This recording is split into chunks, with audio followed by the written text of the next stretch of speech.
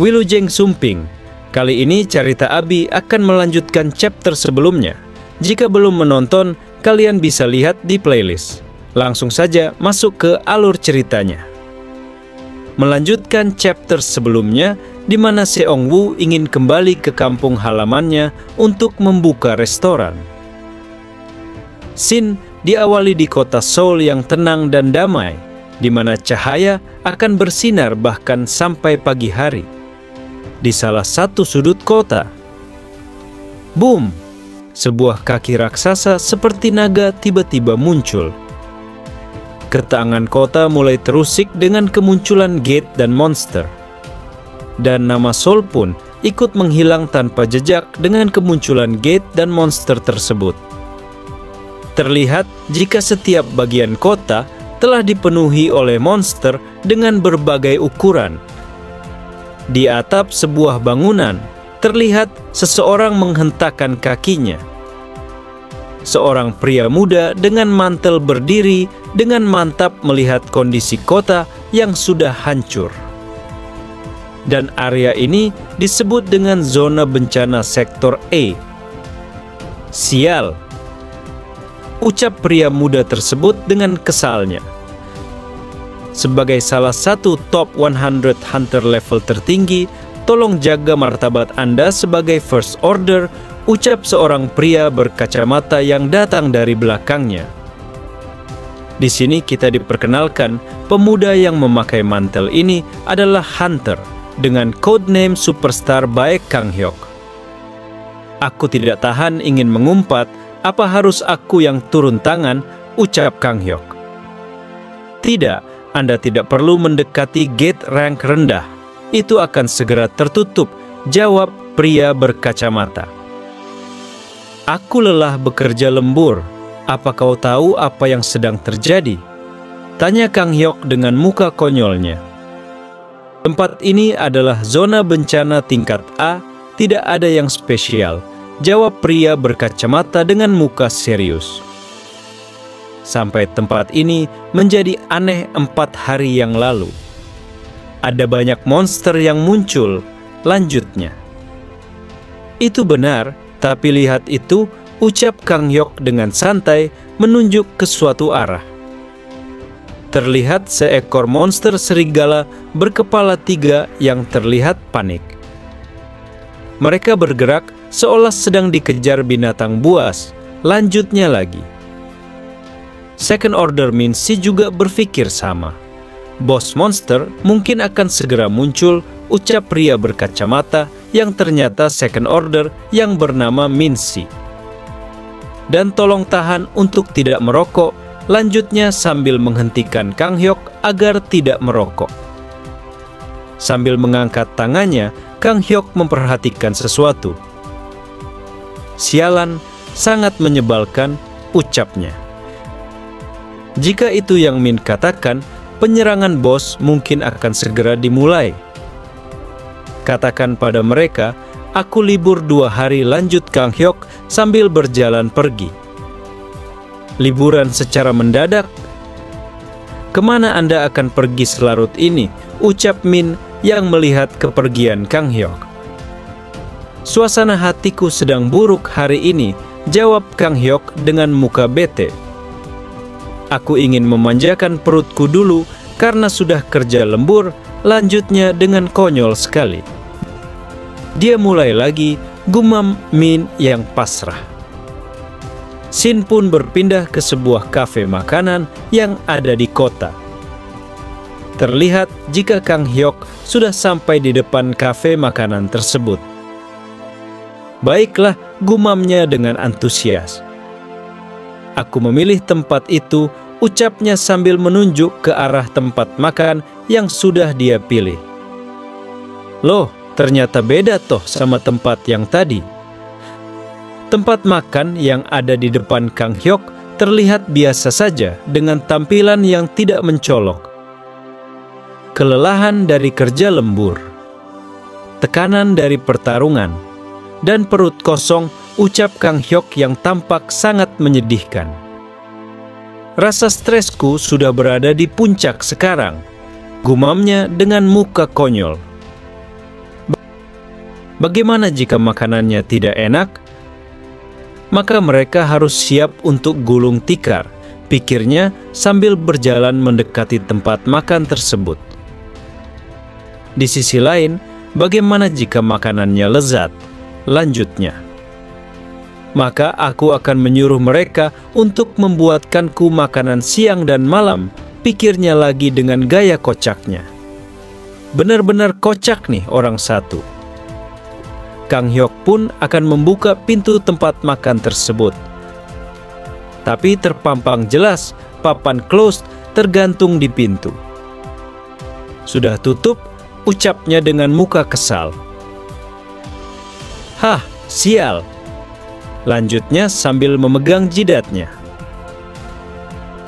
Aku tidak percaya tanda seperti ini, ucapnya sambil memegang papan closed. Berani-beraninya menghentikan langkah first order baik Kang Hyok ini, ucapnya sambil menghancurkan papan tersebut. Konyol sekali, ucapnya sambil menendang pintu restoran dengan gaya sombong.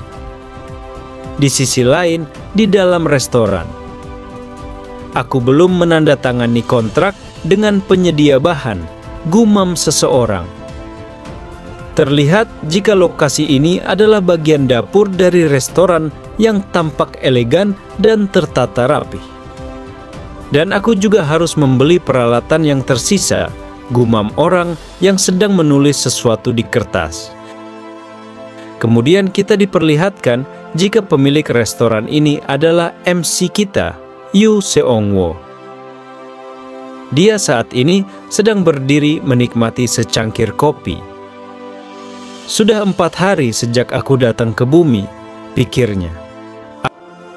Aku lagi nggak buru-buru juga, jadi nyantai aja dulu, lanjutnya sambil menikmati coffee time-nya. Kemudian Seong-woo mengambil sebuah kaset film dari kotak kardus.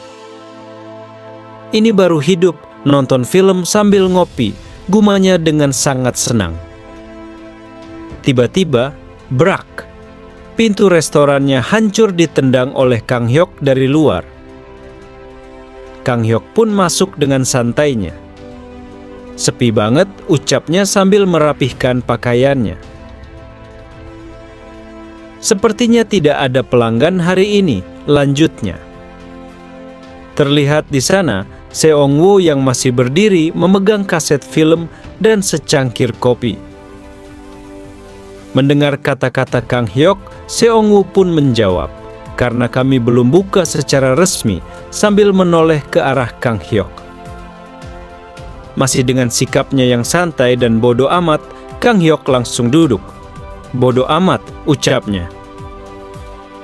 Buatkan aku sesuatu yang lezat, lanjutnya dengan tidak peduli sama sekali. Dia mengacaukan waktu nontonku, dan dia berbicara tidak sopan dalam pertemuan pertama, pikir Seong-woo dengan kesal. Apa bedebah ini ingin mati? Lanjutnya. Tunggu, kalau dilihat-lihat orang ini, pikir Seong-woo ketika mulai memperhatikan Kang Hyok di depannya. Terlihat Kang Hyok masih duduk cuek aja. Tapi lama-kelamaan dia tidak tahan karena dipandangi terus oleh Seong-woo. Hah, apa yang kau lihat? Teriaknya sambil menggerkan tangannya. Bukan apa-apa, jawab Seong-woo sambil membuang muka. Seong-woo kemudian memperhatikan gerakan tangan dari Kang Hyok. Tangan lemah dan rapuh, pikirnya. Kaki yang dapat hancur hanya dengan sedikit tendangan, lanjutnya sambil memperhatikan Kang Hyok. Mata dan kecerdasan yang rendah hingga tidak dapat membaca tanda tutup, pikirnya lagi. Anak yang malang dan menyedihkan. Sudah berapa lama dia menahan lapar? Bahkan otaknya pun sudah pasti menyusut, pikir Seong-woo yang salah, paham melihat kondisi Kang Hyok. Melihat bagaimana Seong-woo melihatnya, Kang Hyok jadi kesal. Kenapa kau melihatku penuh dengan rasa kasihan? Apa kau tidak melihat jubahku? Aku ini sang First Order, ucap Kang Hyok dengan kesal sambil mengebrak meja. Meski melihat tingkah Kang Hyok, Seong-woo tidak peduli. Coba kulihat dulu, ada bahan apa aja, ucap Seong-woo sambil melihat isi kulkasnya. Diabaikan oleh Seong-woo, Kang Hyok semakin kesal. Jangan mengabaikanku, teriaknya dengan muka konyolnya. Mengetahui jika dirinya diabaikan, akhirnya Kang Hyok mulai tenang dan duduk kembali. Kesel banget dah, jangan macam-macam denganku ya, ucapnya. Sedangkan Seong-woo masih sibuk dengan pikirannya sendiri. Bahan-bahan ini mungkin terlalu kuat, pikirnya sambil melihat isi kulkasnya. Sesaat kemudian, Seong-woo pun menemukan bahan yang dia anggap pas.